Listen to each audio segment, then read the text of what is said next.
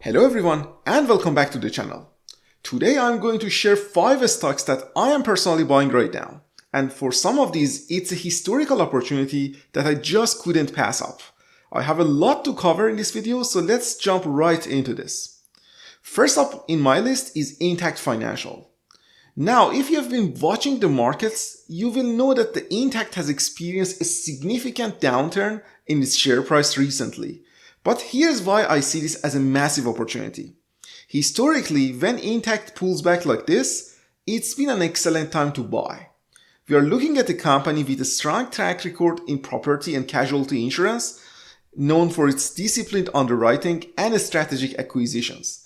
This recent tip, in my opinion, offers us a chance to acquire shares of this company at more attractive valuations, especially a cheaper price to book and price to earnings ratios that we have seen in a while. The stock is currently trades at a price to earning of around 20 based on trailing 12 months earnings and a forward PE of around 15. Historically, this has been a great time to buy Intact. It's not in its cheapest valuation ever, but it's basically a good time to start to buy Intact Financial based on historical figures. It's also trading at almost 2.6 times of its book value, which is again a good time to pick up Intact. They have consistently grown their revenue, earnings, and dividends, and their management team is top tier.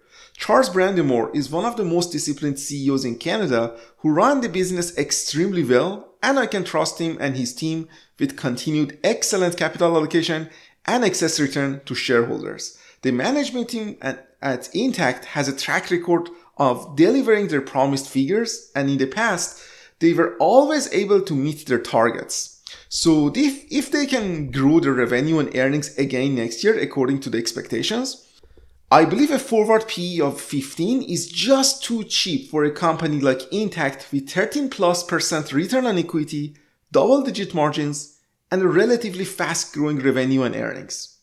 Let's quickly look at this short clip from the interview of Intact CFO at the Scotiabank conference recently, where he mentions why Intact business is able to generate such a large return on equity compared to the competitors in United States, Canada, and UK.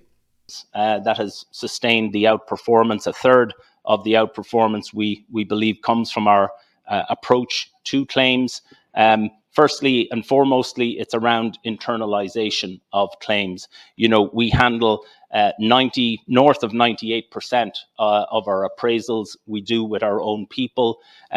We have 83% of our legal handling is done in-house, and north of 70% of our personal auto repair work is done through preferred providers that we have, exclusive relationships with. So sustaining that ownership of the claims process in-house, leads to better outcomes for customers in terms of customer service.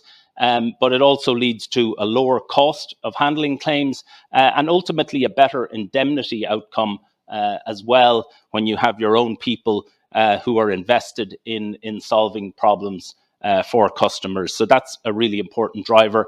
And we're also pushing that now in the property side with the on-side restoration business that we acquired back in 2019. There we see a big opportunity to continue to go deeper in the supply chain on the property side, and something that we're continuing to push. We're also leveraging now more AI in claims to spot trends earlier and to really, focus in and find the pockets of inflation earlier and be able to react to them, be it from a pricing, but also from a product point of view where appropriate. And then maybe the last or the third leg of that ROE outperformance is very much around capital management and investment management. So he mentioned that the main reason Intact was able to be so profitable and have outperformance in return on equity is the vertical integration of claim process within Intact. They do everything from risk assessment via AI, appraisal, auto repairs via exclusive partnerships, on-site restoration on properties, and handling legal claims in-house, which resulted in less cost for the company overall. And this nice capital allocation resulted in higher return on equity compared to the competition. I think the fair value of Intact stock is around 300 Canadian dollar, and based on that, Intact Financial is currently traded at an attractive valuation for me. If the stock continues to go lower, I will just buy more shares of Intact. Overall, I believe this short-term volatility is just that, short-term. And the long-term prospects for Intact remain incredibly strong. They are a foundational holding for me, and for that reason, I continue to buy Intact at these levels. Next on my list is something a little different, something with an unparalleled brand power, Ferrari. I recently analyzed Ferrari stock on my channel, so if you didn't watch that video, I highly recommend you to watch that. Similar to Intact, Ferrari has also experienced a pullback in its stock price recently due to the lower than expected future growth estimates. And again, I see this as a historical buying opportunity for Ferrari. Ferrari isn't just a car company, it's a luxury brand, an icon, a symbol of prestige and performance. They have incredibly powerful pricing power, a vast waiting list for their vehicles, and a growing presence in luxury lifestyle products beyond cars. Think about it. Demand for ultra-luxury goods often holds up very well even in tougher economic times, and Ferrari's exclusivity only enhances its appeal. When you can buy a company with this kind of brand moat and pricing power at a more attractive valuation due to market sentiment, that's something worth paying attention to.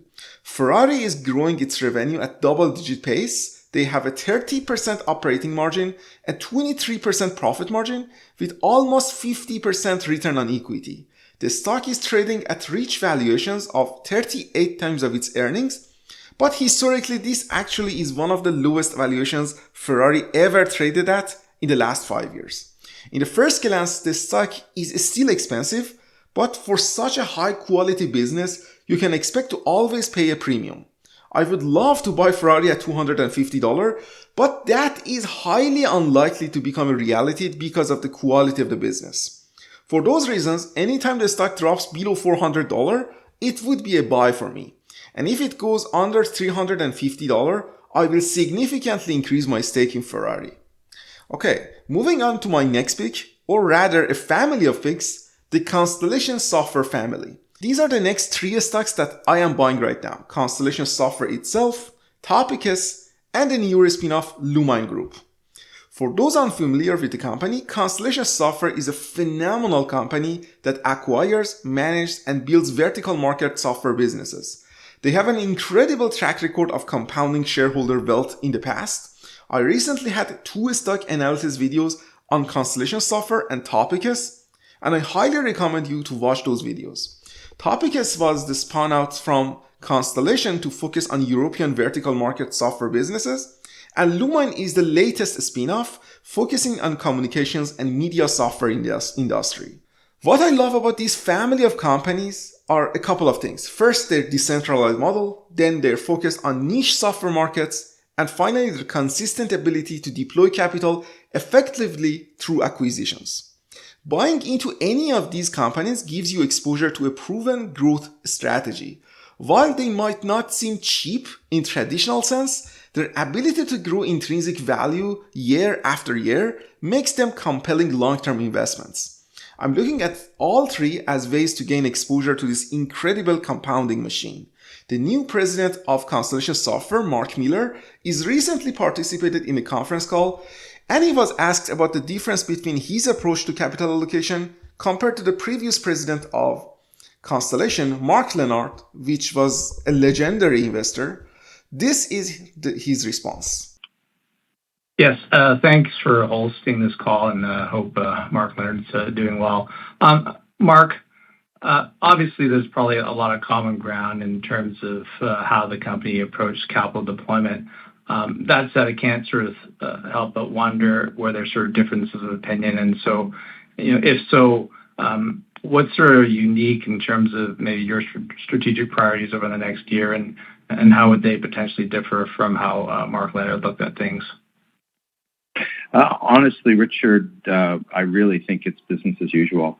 Just continue to push ahead with the with our existing strategy, I appreciate that. Sounds like an easy answer, but I think we just continue to push forward, continue to learn, and try to get better at what we're doing within the organization. There's a lot of opportunities to improve how we do capital allocation, operate our businesses. So we'll just continue to focus on the same things that we always have here at Constellation, and completely in a completely decentralized fashion. Okay, thanks for that. And I just have one other question.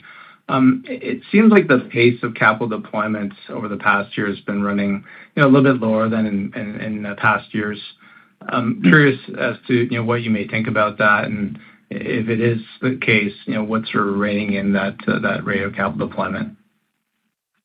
I mean, over time, it's capital deployment has gone up and it's gone down, and I cannot attribute it to any specific reason, and I feel very comfortable with what we're doing as far as covering our potential opportunities to deploy capital, and just continue to try to improve upon that. So I have no major insightful answer to that question, Richard.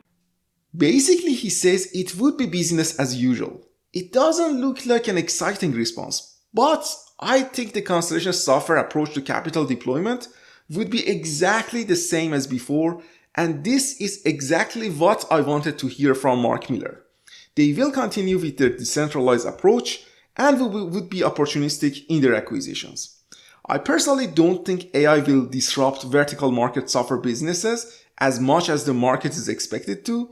So based on all these factors, I think Constellation Software fair value is around $5,000.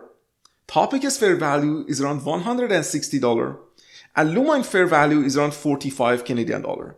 I think all three companies are a buy here. I will also try to analyze Lumine stock in a separate video in the channel in the future.